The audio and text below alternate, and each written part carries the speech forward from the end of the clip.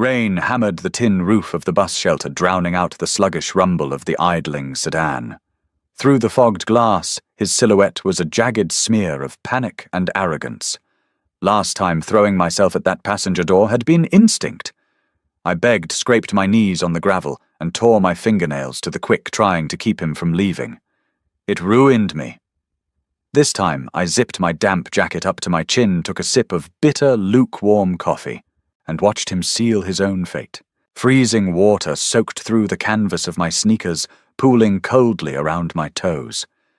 That was the first sensation.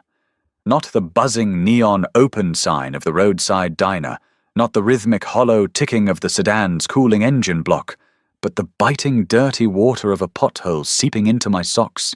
I blinked against the stinging downpour.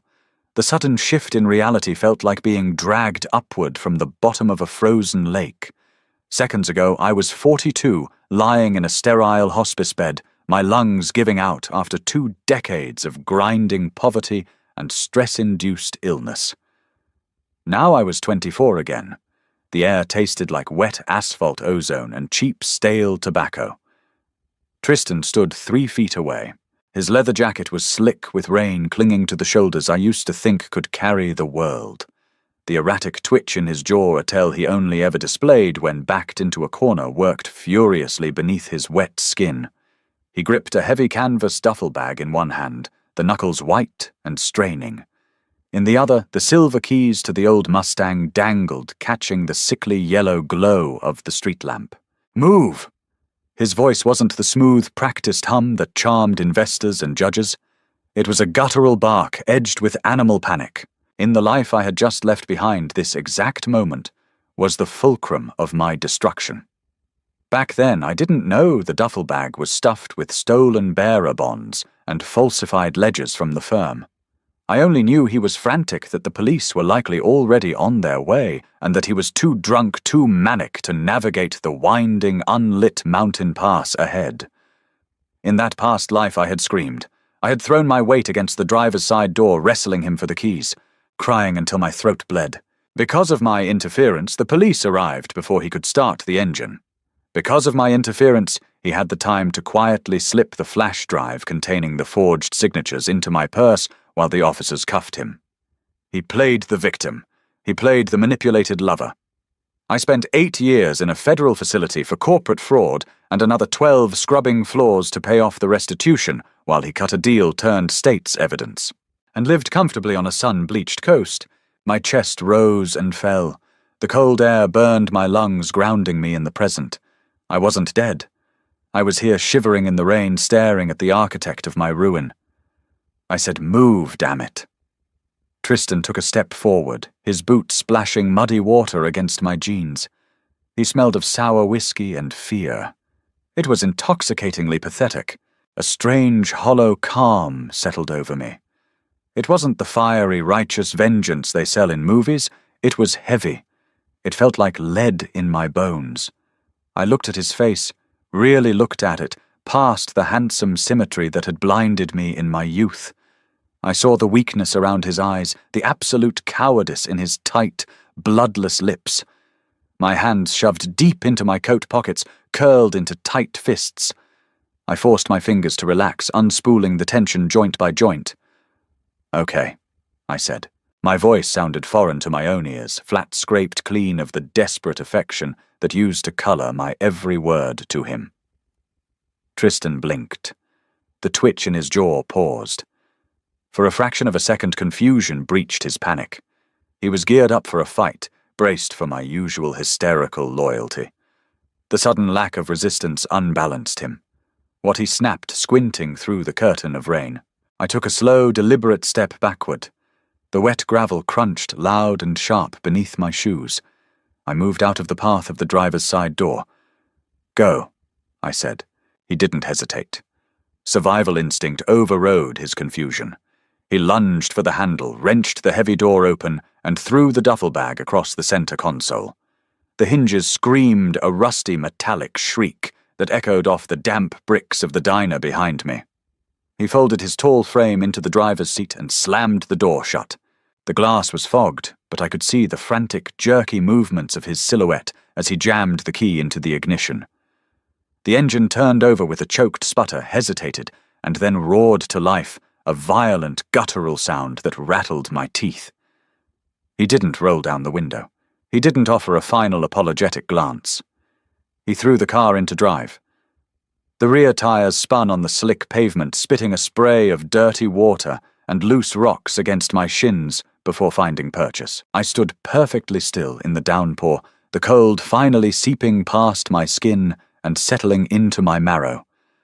I watched the dull red tail lights shrink as the car fishtailed onto the main road, heading straight for the switchbacks of Dead Man's Curve.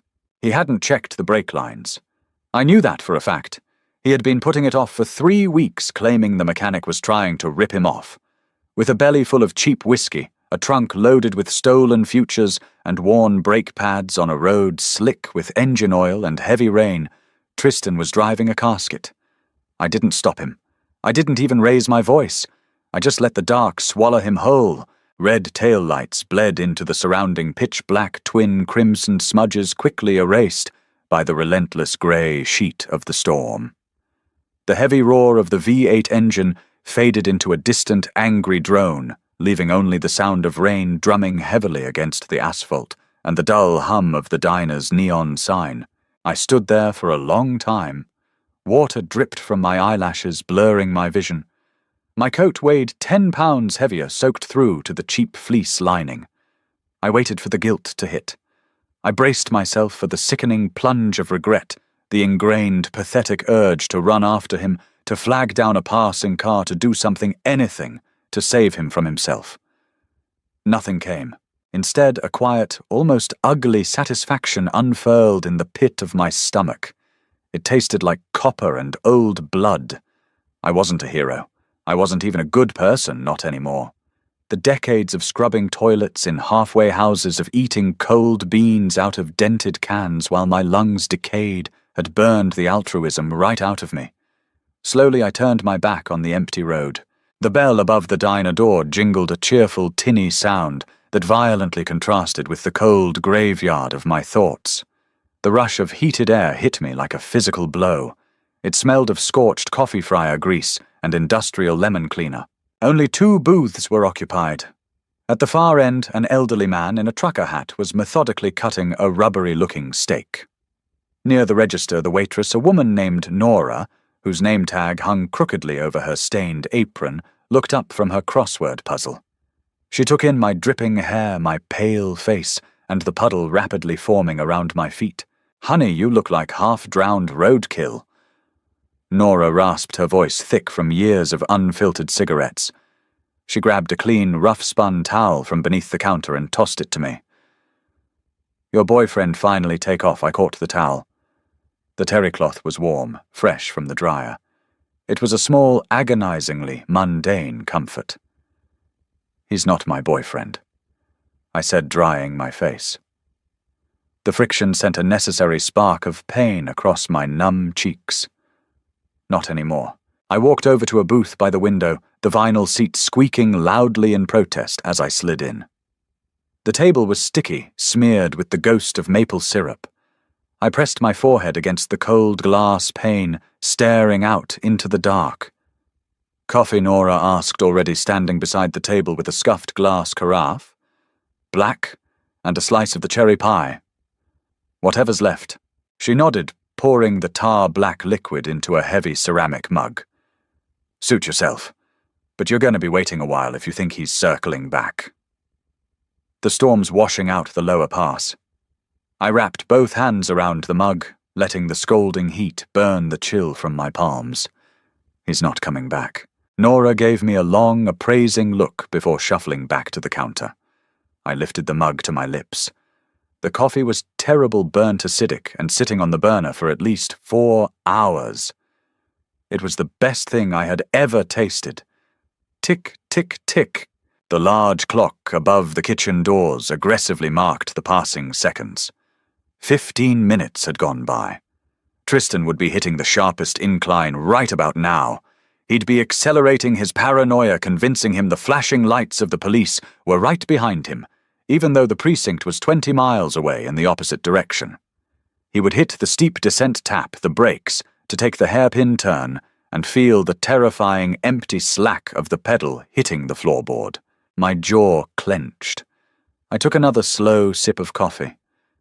I remembered his trial. I remembered the perfectly tailored suit he wore, bought with the money he had hidden before the audit.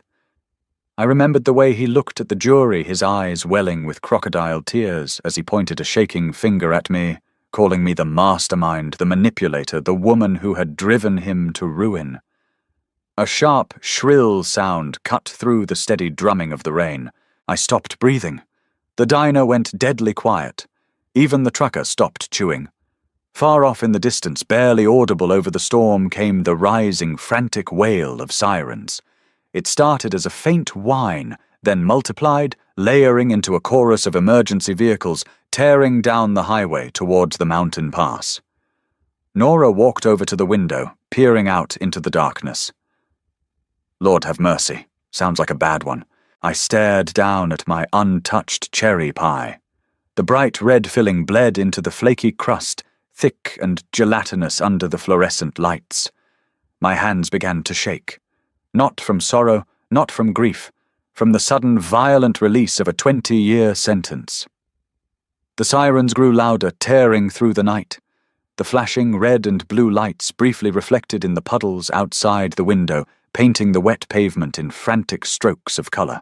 Karma wasn't a cosmic scale balancing good and evil. Karma was just gravity. It was worn brake pads, wet asphalt, and the inevitable consequence of a man who thought he could outrun his own shadow. I picked up my fork, broke off a piece of the crust, and put it in my mouth. I was going to need to figure out how to live again. But tonight I was just going to finish my pie.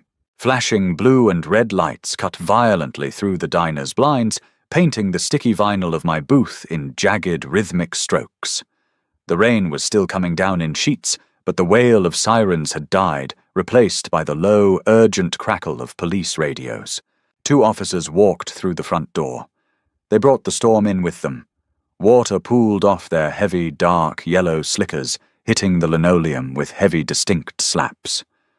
The smell of wet wool, damp leather, and sweat instantly overpowered the diner's scent of old fryer grease. I didn't look up from my empty plate. The crust of the cherry pie was gone. Only a smear of red syrup remained, looking entirely too much like the blood currently washing off the tarmac a few miles up the pass. "Miss," the voice was rough-tired. I slowly lifted my head. The officer standing over me was young, maybe 30, but his eyes carried the heavy, bruised weight of someone who had just looked inside a crushed tin can and seen the meat left behind. A brass nameplate on his chest read, "Higgins, Nora said you came in from the rain about an hour ago." Higgins said, pointing a thumb back towards the waitress who was watching us with wide, owl-like eyes behind the counter. "Said your partner left in a dark blue Mustang." "He's not my partner," I murmured. My vocal cords felt tight, raspy. It wasn't entirely an act. The sheer adrenaline of rewriting my own timeline was beginning to crash, leaving behind a cold, hollow exhaustion. I wrapped my hands around my coffee mug. It was lukewarm now, the ceramic barely retaining any heat. "Right."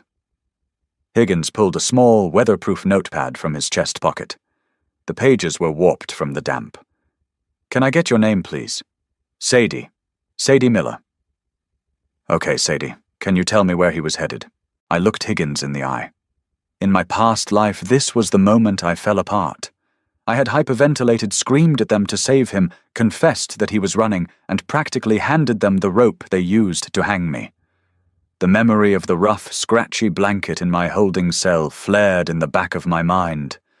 The taste of powdered eggs and rusted pipes coated my tongue. "I don't know," I said, my voice barely above a whisper. I let my shoulders slump, perfectly mimicking the exhausted posture of a girl who had just been dumped on the side of a highway. "He just told me to get out. We had a fight. He was drinking." Higgins stopped writing. His jaw tightened. He shared a brief, loaded look with his older partner standing near the door. "He kicked you out of the car. He said I was dead weight. The lie slipped out so smoothly it tasted like butter. It was after all something Tristan had told me plenty of times before. He grabbed his duffel bag from the trunk, threw it in the front seat, and just left. Is he okay? Did he get pulled over? The older cop stepped forward. His boots squeaked loudly against the wet floor. Miss Miller, there was an accident about 3 miles up the pass. Dead Man's Curve. The vehicle breached the guardrail and went down the embankment. A thick, suffocating silence settled over the diner. Even the heavy ticking of the wall clock seemed to hold its breath. I forced a shallow gasp, bringing a trembling hand up to cover my mouth. My heart rate didn't spike. My palms weren't sweating. I felt nothing but a dark, terrifying relief. Is he? Paramedics are extracting him now. The older cop said, his tone softening a fraction. It's a bad wreck. The car is completely totaled. Do you know if he was transporting anything dangerous? We found a significant amount of cash and documents scattered in the brush. The rain is making a mess of it. The ledger, the bearer bonds, and most importantly, the silver flash drive with the forged signatures. In the timeline I had left behind, that flash drive was sitting at the bottom of my purse, planted there by Tristan in the 30 seconds before the cops cuffed him at the gas station. It was the sole piece of physical evidence that tied me to the embezzlement. No, I whispered, forcing a tear to finally well up and spill over my lashes. The salt burned my cold cheek. No, he just said he was going on a business trip. He works for a wealth management firm in the city. I don't understand. Higgins sighed, closing his notepad. We're going to need you to come down to the station, Sadie, just to make a formal statement. We'll get you a ride, get you out of those wet clothes. Okay? I stood up. My damp jeans clung to my thighs, the fabric stiff and uncomfortable. As I followed the officers out into the biting wind of the storm, I didn't look back at the diner. The trap was sprung. The evidence was in the mud right next to his blood. I was finally truly out of the cage. Morning broke with a harsh, unforgiving glare. The storm had passed, leaving the world scrubbed raw and blindingly bright. The waiting room of St. Jude's Memorial Hospital smelled aggressively of industrial bleach and stale, burnt coffee. It was a sterile, unforgiving scent that instantly transported me back to the prison infirmary, where I had spent 2 weeks coughing up blood from an untreated chest infection. I sat in a stiff, plastic-molded chair, my spine rigid, staring at the scuffed linoleum floor. Karma, I had learned in the last 12 hours, wasn't a neat and tidy executioner. It was a butcher. Tristan didn't die on the mountain. He had been thrown from the vehicle halfway down the ravine, his body acting as a human plough through the rocks and pine trees. The stolen money he loved so much had rained down around him like useless, bloody confetti. Sharp, frantic clicking echoed down the hallway. High heels, expensive ones. I didn't need to look up to know who it was. The scent of heavy, oppressive gardenia perfume hit the air seconds before she rounded the corner. Beatrice. Tristan's mother. She was a woman constructed entirely of sharp angles and old money. Her silver hair was pulled back into a severe chignon, and her camel hair coat was impeccably tailored, completely at odds with the frantic, red-rimmed panic in her eyes. "Where is he?" She demanded, her voice a shrill whip that made a passing nurse flinch. She spotted me sitting in the corner, her expression twisted from terror into pure, venomous disgust. In my previous life, Beatrice had been the final nail in my coffin. She had hired the best defense attorneys in the state for Tristan and actively funded the media campaign that painted me as a manipulative, gold-digging seductress who forced her precious boy into white-collar crime. I had cowered before her. I had begged for her forgiveness. Not today. I remained seated, crossing my arms over my borrowed, oversized police precinct hoodie. ICU, bed 4. Beatrice marched toward me, her heels striking the floor like hammers. "What did you do? What happened, Sadie?" "You were supposed to be watching him." Watching him. I tilted my head, studying the frantic pulse jumping in her pale throat. "He's 28, Beatrice. Not a toddler. He chose to drink half a bottle of scotch and drive on bald tires in a monsoon. She stopped dead, shocked by the flat, lifeless tone of my voice. Her hand twitched, rising instinctively, as if she meant to strike me. "You little tramp. I knew you were poison the second he brought you home. The police told me what they found at the wreck. The firm's money. If you think you're pinning your little thieving scheme on my son, I didn't pin anything on anyone." I interrupted, my voice dropping to a low, quiet hum that cut effortlessly through her hysteria. He packed the bags. He drove the car. I was sitting in a diner eating pie. The police have the dashcam footage from the highway toll. They have his fingerprints on the duffel bag, and most importantly, they have the flash drive with his digital footprint all over the forged transfers. Beatrice's face drained of color. The heavy gardenia perfume suddenly smelled sour, masked by the sharp tang of her nervous sweat. She knew. She knew exactly what Tristan was capable of, even if she paid hundreds of thousands of dollars to pretend otherwise. "You—" she stammered, the patrician mask slipping. "You were supposed to be in the car." "Yes," I agreed softly. "I think that was his plan. Hard to testify against him if I went over the cliff with the evidence." Before she could form a response, the heavy double doors of the surgical wing pushed open. A surgeon in green scrubs stepped out, pulling a paper cap off his head. His eyes were deeply shadowed with exhaustion. "Family of Tristan Vance." Wait, the name Vance. I shouldn't think of it. My mind corrected itself. "Family of Tristan," the surgeon asked. Beatrice shoved past me, practically throwing herself at the doctor. "I'm his mother. How is he? I demand to see him." The surgeon held up a steadying hand, a gesture practiced on thousands of hysterical relatives. "Ma'am, please. He's out of surgery, but he is in a medically induced coma. The trauma to his physical form was extensive." "What does that mean?" Beatrice's voice broke, the sharp edges finally shattering. I stood up slowly, the cheap plastic chair squeaking in protest. I walked over to stand just behind Beatrice's shoulder. His lower spine sustained a massive compression fracture when he was ejected from the vehicle. The doctor explained, his voice gentle but clinical. "We've stabilized the vertebrae, but there is significant severing of the spinal cord. I'm very sorry, but he will not regain the use of his legs." Beatrice let out a sound that wasn't human. It was a high, thin keen like a wounded dog. She collapsed against the wall, her expensive coat sliding against the cheap hospital paint. Furthermore, the doctor continued, looking uncomfortably at his clipboard. The facial trauma from the impact required extensive reconstructive plating. His jaw is wired shut. The recovery will be measured in years, not months. Paralyzed, muted, trapped in a broken, agonizing shell, I looked down at Beatrice weeping openly on the sterile floor, clutching her designer purse like a life raft. In my past life, Tristan had lived on a sunny beach, sipping expensive wine, while I rotted in a cell trading my youth for his freedom. Now he was looking at a life sentence inside his own ruined body, waiting for the federal prosecutors to wheel him into a courtroom he couldn't walk into and ask him questions he couldn't speak to answer.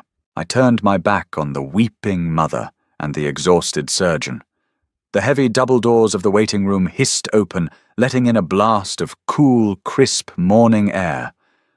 I stepped out of the hospital and took a deep, greedy breath.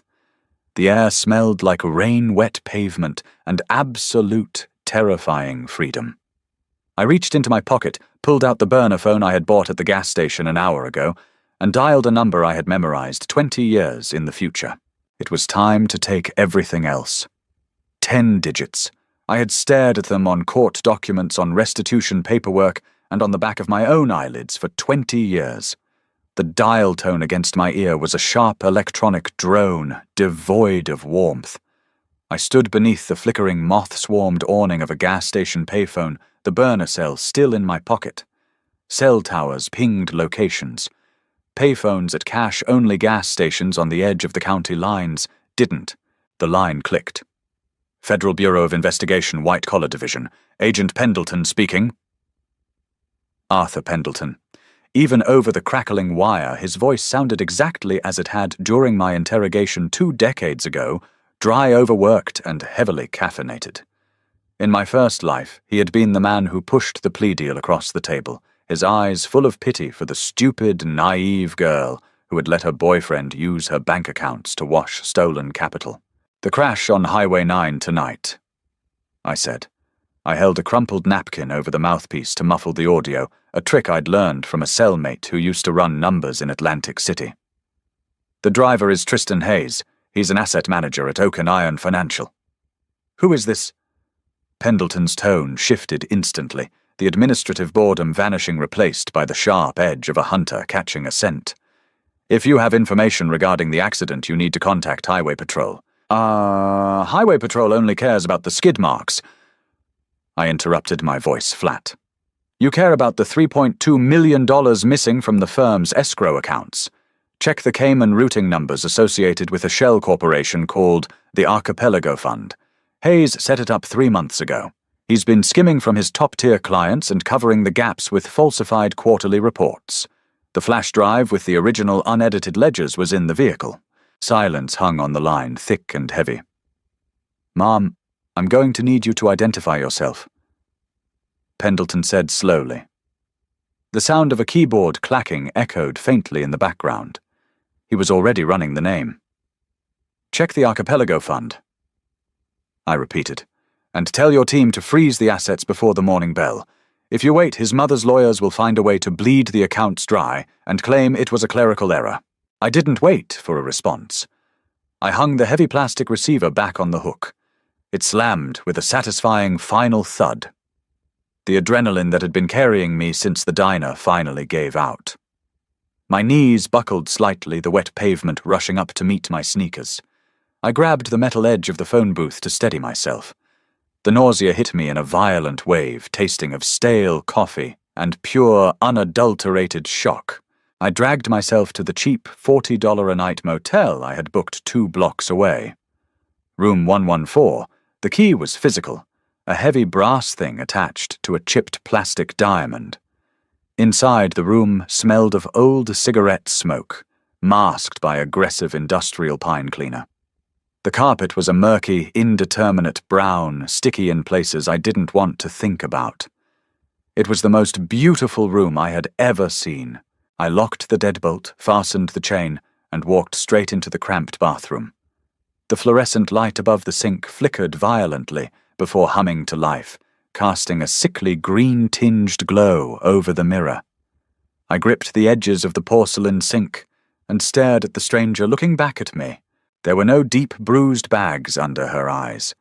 The skin around her mouth wasn't pulled tight by years of chronic pain and cheap, starchy prison food.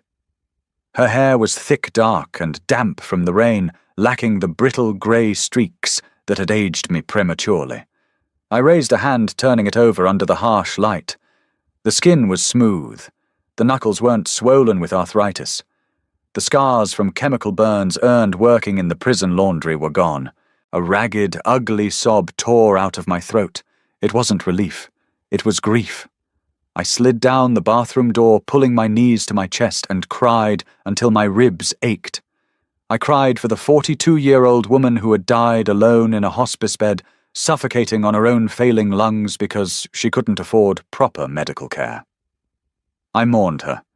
She had endured 2 decades of hell, paying the price for a crime she didn't commit only to be erased. I sat on that cold linoleum floor for hours, the scent of mildew filling my new, healthy lungs. By the time the grey light of dawn crept through the frosted bathroom window, the tears had stopped. The frightened, loyal girl who loved Tristan Hayes was dead. The bitter, dying woman from the future was gone. What remained was something sharp, cold, and entirely hollowed out. I stripped off my damp clothes, turned the shower dial as hot as it would go, and stood under the weak, sputtering spray.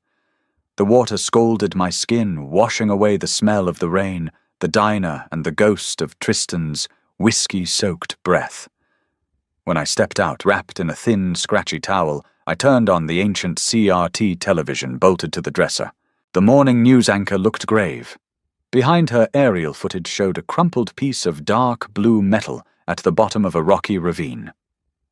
Local financial advisor Tristan Hayes remains in critical condition following a devastating crash on Highway 9 late last night. Authorities have cordoned off the area, and sources say federal investigators have arrived on the scene, though the nature of their involvement remains undisclosed. Pendleton had moved fast. The trap was snapping shut. I sat on the edge of the sagging mattress, watching the wreckage of my past life loop on the screen. It was time to buy a suit. The FBI would be calling me soon, and I needed to look the part of the perfect, oblivious victim. The federal building downtown was a monument to brutalist architecture, all poured concrete narrow windows and an oppressive, sterile chill that seeped into your bones. The waiting room on the 4th floor smelled exactly as I remembered: ozone from overworked laser printers, floor wax and stale filter coffee. I sat in a stiff leather chair, tugging nervously at the cuffs of my blazer. I had bought it from a thrift store 2 days ago. It was a muted beige, one size too large, making my shoulders look narrow and my posture naturally slumped. I paired it with a cheap floral blouse that screamed naive administrative assistant. My hands were shaking. I didn't try to stop them. The tremor was genuine, fueled by the visceral memory of sitting in this exact room 20 years ago wearing handcuffs. Letting the fear show was the best camouflage I had. A heavy oak door opened. Agent Pendleton stepped out. He looked younger than he had in my memories, his dark hair only just beginning to salt at the temples. His suit was off the rack, wrinkled at the elbows. He held a thick manila folder, his eyes scanning the empty waiting room before landing on me. Sadie Miller. I jumped slightly, clutching my cheap pleather purse to my chest. Yes, that's me. I am Agent Pendleton. Thank you for coming in voluntarily. He held the door open, gesturing down the long, fluorescent-lit hallway. We just have a few questions regarding Mr. Hayes. Follow me, please. The interrogation room was painfully standard. A metal table, 2 bolted chairs, a two-way mirror that no one ever pretended was just a mirror. Pendleton sat across from me, dropping the heavy folder onto the table with a loud, calculated thwack. "Can I get you water, coffee?" he asked, his tone aggressively polite. "Water, please," I whispered. He poured a paper cup from a plastic pitcher and pushed it across the table. I wrapped both hands around it, taking a small, shaking sip. "Miss Miller, I'll cut right to the chase." Pendleton began leaning forward. He didn't open the folder. He just stared at me, analyzing my micro-expressions. "Tristan Hayes is under federal investigation for massive corporate fraud. We believe he embezzled millions from his clients. We also know you were with him the night he fled." I didn't know he was fleeing. I stammered, letting my breathing shallow out. I forced my eyes to widen, pooling with unshed tears. "We were driving up to the cabin. We got into a fight. He was drinking, he was erratic. He kicked me out at the diner." "A fight about what?" Pendleton asked sharply.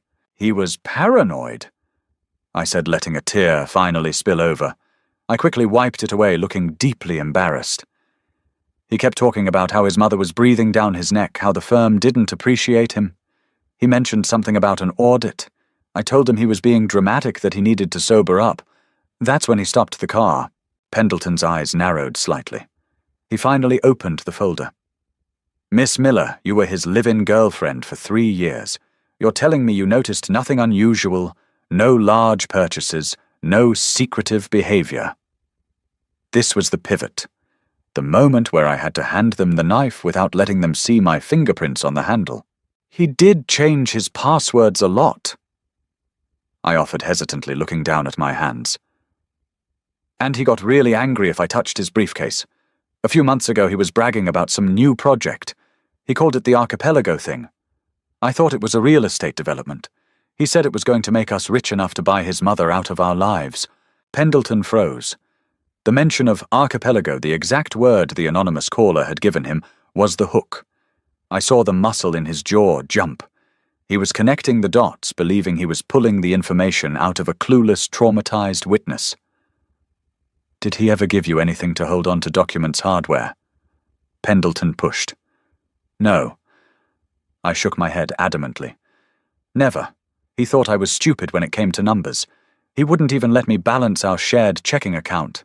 Pendleton stared at me for a long, suffocating minute. The hum of the ventilation system felt deafening. Then he reached into his jacket pocket and pulled out a clear plastic evidence bag. Inside was a silver flash drive. It was scratched, smeared with dried mud, but perfectly intact. The air left my lungs. The reaction wasn't fake. Seeing it, the physical object that had stolen 2 decades of my life sent a jolt of pure, freezing terror down my spine. My stomach roiled. I pressed my back hard against the metal chair to keep from visibly recoiling. "We recovered this from the wreckage," Pendleton said softly, watching my terror with clinical interest. "We haven't decrypted it yet, but we believe it holds the original ledgers. Have you ever seen this before?" I forced myself to look at it, to look past the phantom memory of Tristan slipping it into my purse. "Yes," I breathed out, my voice genuinely trembling. "Where?" Pendleton leaned in closer. "It was on his keychain," I said, looking up to meet the agent's eyes with absolute, unblinking sincerity. "He took it off his keys when he put his bags in the trunk that night. He put it in the front pocket of his leather jacket.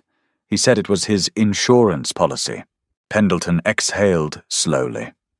He picked up the evidence bag, sliding it back into his pocket.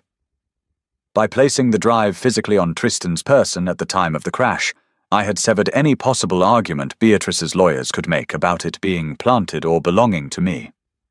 "Thank you, Miss Miller," Pendleton said, the sharp interrogator edge softening into genuine sympathy. "You've been very helpful. You're free to go." I stood up. My legs felt like lead, but I forced myself to walk to the door. "Miss Miller," Pendleton called out just as my hand hit the brass handle. I paused, looking back over my shoulder. "For what it's worth?" the federal agent said quietly, looking at my cheap suit and trembling hands. "I think he did you a favor leaving you at that diner. You dodged a bullet." I offered him a small, broken smile that didn't reach my eyes. "I know Agent Pendleton. I really do." I walked out of the room, down the long corridor, and pushed through the heavy glass doors of the federal building. The afternoon sun hit my face warm and blinding. The air smelled of exhaust fumes and hot concrete. I took a deep breath, filling my healthy lungs. The ledger was in federal custody. The offshore accounts were frozen. Tristan was trapped in a broken body facing an indictment he couldn't run from. The past was finally dead. It was time to figure out what to do with the future. October arrived with a brutal, biting chill that stripped the trees bare and turned the city pavement a dull, chalky grey. My apartment was a 3rd-floor walk-up above a dry cleaner. The rent was cheap, the radiator clanked like a dying engine, and the air constantly smelled of perchloroethylene and pressed cotton. It was perfect. It was a fortress of anonymity. I worked graveyard shifts doing data entry for a logistics company. The monotonous clatter of the mechanical keyboard, the glowing green text on the black monitor, the stale taste of break-room coffee. It was a deeply mundane routine that anchored me to this new reality. I needed the quiet. The sudden absence of daily survival panic was a shock to my system.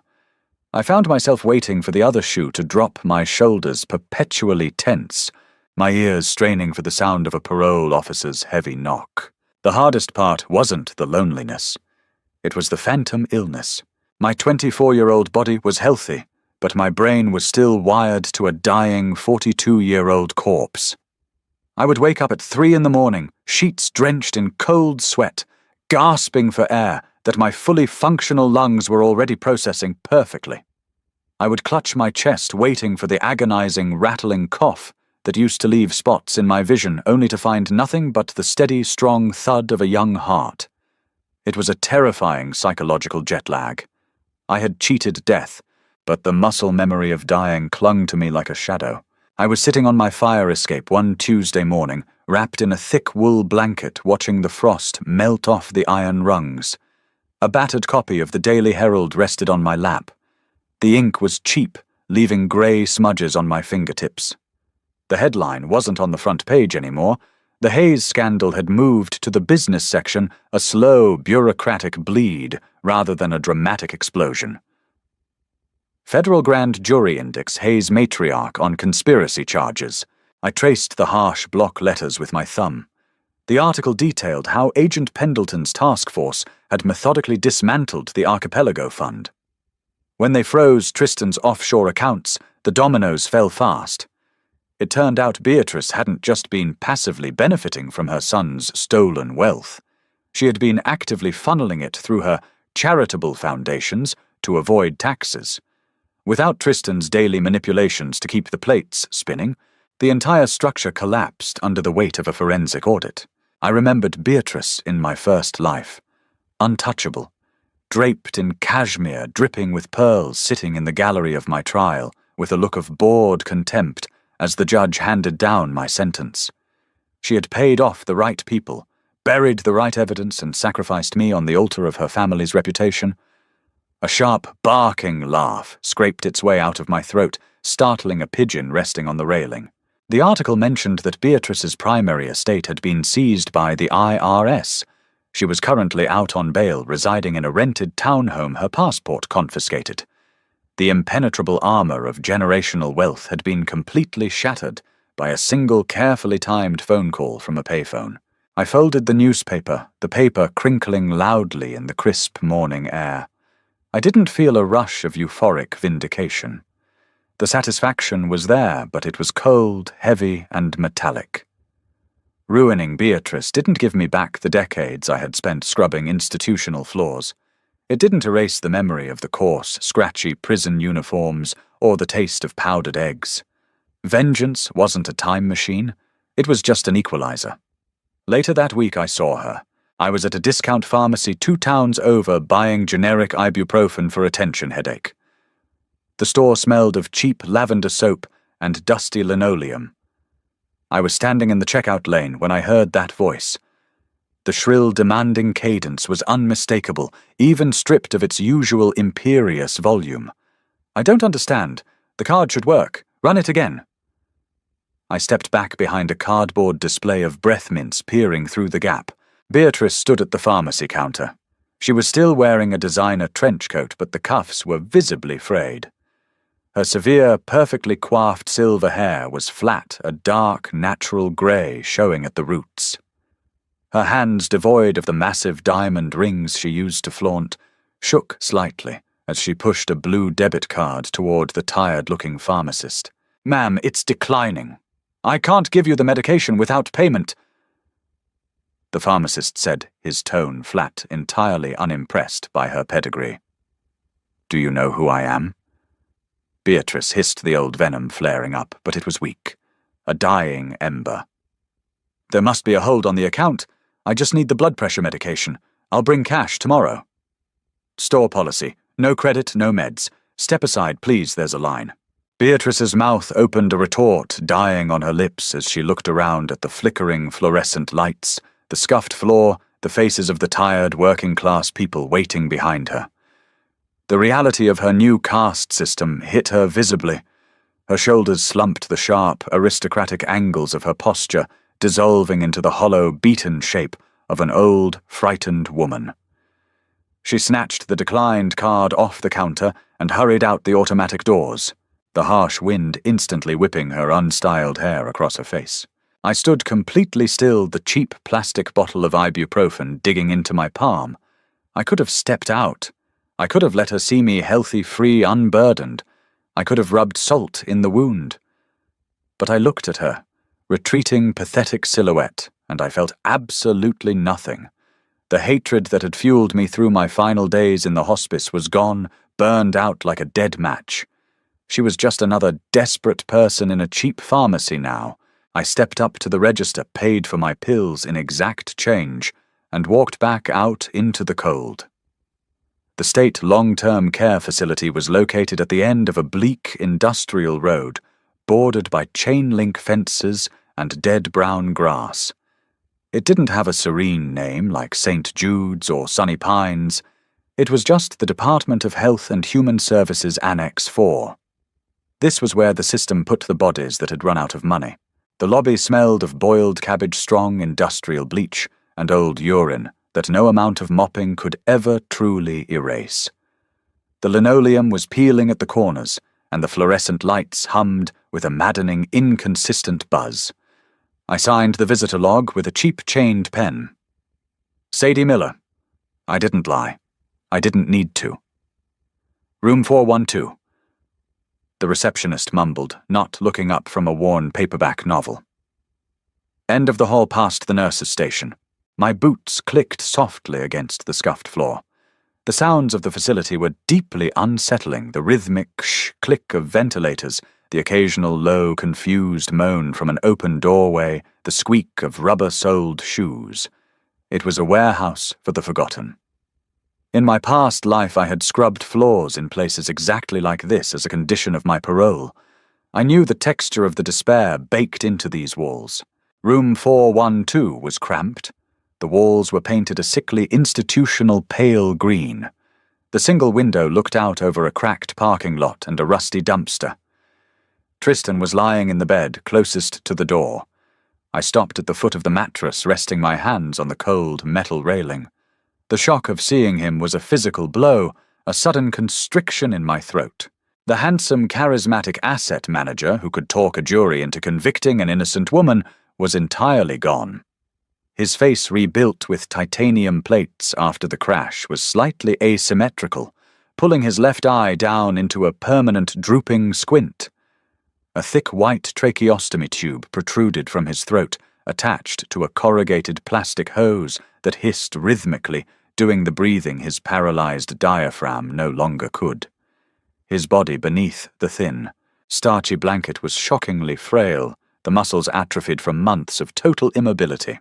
His eyes were closed. The monitor beside him beeped a steady, slow, apathetic rhythm. I stood there listening to the machine breathe for him. The air in the room was heavy, suffocating. I thought about the flash drive. I thought about the duffel bag full of stolen money currently locked in a federal evidence vault. I thought about the sheer arrogance of the man who had ordered me out of his car in the freezing rain, entirely confident that he would escape consequence while I took the fall. Tristan's eyelids fluttered. Slowly, heavily, they dragged open. His right eye, the one that hadn't been warped by the reconstructive surgery, focused blindly on the ceiling for a moment, before drifting downward. It locked onto me. The reaction was instantaneous. The steady beep of the heart monitor violently spiked. Beep, beep, beep, beep. A gurgling, panicked sound caught in the plastic tubing of his throat. His remaining facial muscles twitched frantically, pulling his mouth into a grotesque, slanting grimace of sheer terror. He couldn't move his arms. He couldn't shift his legs. He couldn't even turn his neck more than a fraction of an inch. But his eyes were screaming. He recognized me. He remembered the rain. He remembered the diner. And looking at my calm, unbothered posture, the absolute lack of surprise or pity on my face, the realization finally snapped into place behind his panicked, trapped eyes. He knew I had let him do it. He knew I hadn't fought for the keys. He knew I hadn't warned him about the brakes. He realized in that sterile, putrid room that his grand, tragic accident wasn't a stroke of terrible luck. It was an execution by omission, and I had been the one to sign the warrant. The monitor shrieked its warning alarm. A nurse in blue scrubs hurried past me, checking the vitals, adjusting a dial on the machine, ignoring the silent, frantic screaming of the patient trapped beneath the sheets. Just a panic spike. The nurse sighed, tapping the screen. Happens sometimes. His brain still fires distress signals to a nervous system that doesn't work. Poor bastard. Yeah, I said quietly, my voice perfectly level. Poor bastard. I didn't step closer. I didn't lean in to whisper a final cinematic one-liner. I didn't need to. The complete, utter impotence of his rage was all the closure I required. He was buried alive inside his own skull, completely aware of his ruin, unable to run, unable to lie, unable to charm his way out of a single agonizing second of his sentence. I looked at him one last time. I let my eyes trace the ruined lines of his face, burning the image into my memory, to overwrite the ghost of the man who had haunted my first life. Then I turned my back on him. I walked out of room 412, the frantic, elevated beeping of his heart monitor fading behind me with every step. I pushed through the heavy metal fire doors of the annex and stepped out into the biting October wind. The sky was the color of bruised iron threatening snow. I zipped up my coat, shoving my hands deep into my pockets. My fingers brushed against my set of apartment keys. The metal was cold, solid, and real. Karma had finished its work. The debt was settled, paid in blood-shattered bone and frozen bank accounts. But as I walked across the cracked asphalt toward the bus stop, the harsh wind biting at my cheeks, I knew the truth. Surviving the fire didn't make me pure. It just made me ash and scar tissue. I wasn't a hero. I was just a woman walking in the cold, finally breathing free air. And for today, that was going to have to be enough. Snow began to fall in mid-November. Thick, heavy flakes that turned the city's grim architecture into something soft and muted. The radiators in the basement of the community college hissed and clanked, smelling of scorching dust and peeling paint. I sat at a scarred wooden table in the back of the library, methodically sweeping grey eraser shavings into a neat little pile with the edge of my hand. I was taking an evening course in forensic accounting. It was a deeply cynical choice, maybe even a little masochistic. But after spending a lifetime paying for a financial crime, I didn't understand. I wanted to know the language. I wanted to know how the gears turned, how the loopholes were threaded, and how men like Tristan hid their rot behind columns of numbers. The textbook was heavy, the pages glossy and smelling faintly of chemical binding glue. The library was mostly empty, populated only by exhausted people looking for a second chance after the world had chewed them up. We were a quiet, invisible tribe. "Hey, Sadie." I looked up. David, a guy from my Tuesday night lecture, was hovering near the edge of my table. He was in his 30s, wearing a faded mechanic's jacket that smelled faintly of motor oil and cold wind. He held a crumpled syllabus in his fist, looking utterly defeated. "I can't get the balance sheet to reconcile," David muttered, dropping his notebook onto the table.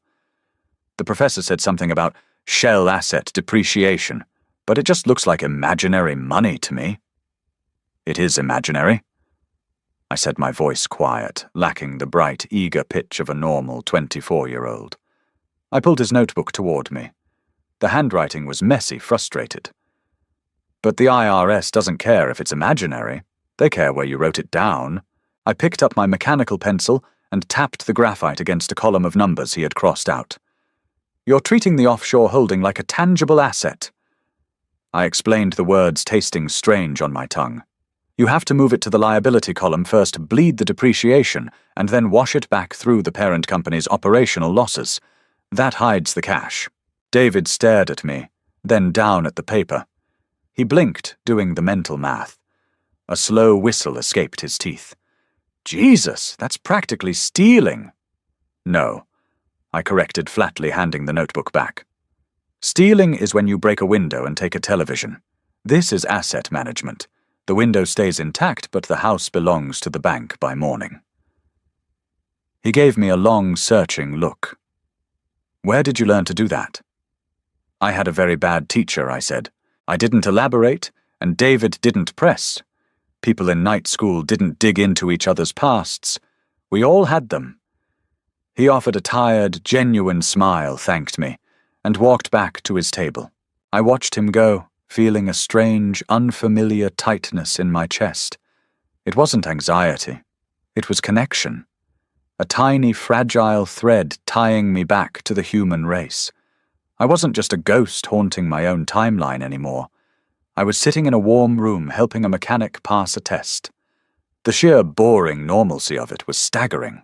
2 hours later, the librarian flicked the overhead lights to signal closing time.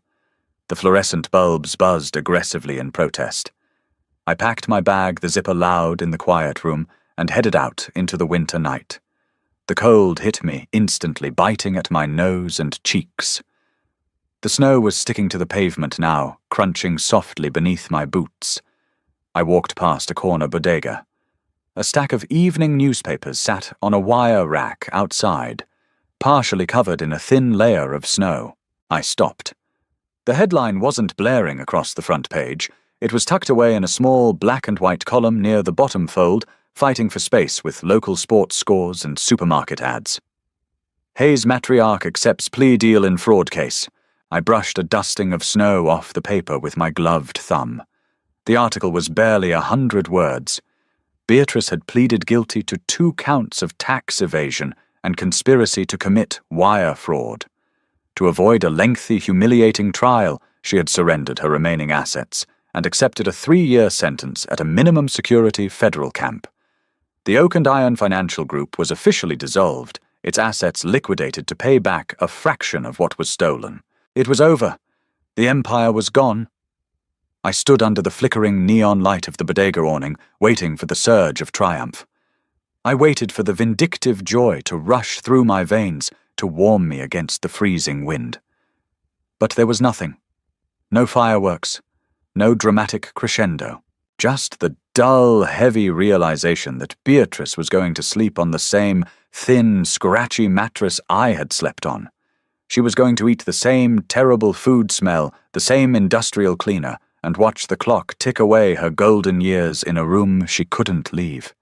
The system she had weaponized against me had finally turned its cold, mechanical jaws on her. I let the newspaper drop back onto the stack. I didn't even buy a copy. Turning my collar up against the wind, I kept walking. The streetlights cast long yellow pools on the fresh snow. I realized somewhere around the 3rd block that my lungs didn't hurt. The freezing air didn't trigger a coughing fit. The phantom ache in my chest, the terrifying muscle memory of my hospice bed, had quietly vanished over the last few weeks without me noticing. I stopped in the middle of the sidewalk and took a deep, greedy breath. The air tasted like ozone-wet pavement and snow. It was freezing harsh and perfectly clean. I was 24 years old. I had $70 in my checking account, a cheap apartment above a dry cleaner, and a midterm exam on Thursday. I had no family, no friends, and a past that belonged in a horror movie. But the road ahead of me was blank. It was completely, terrifyingly empty. And for the first time in 20 years, I wasn't afraid of the dark.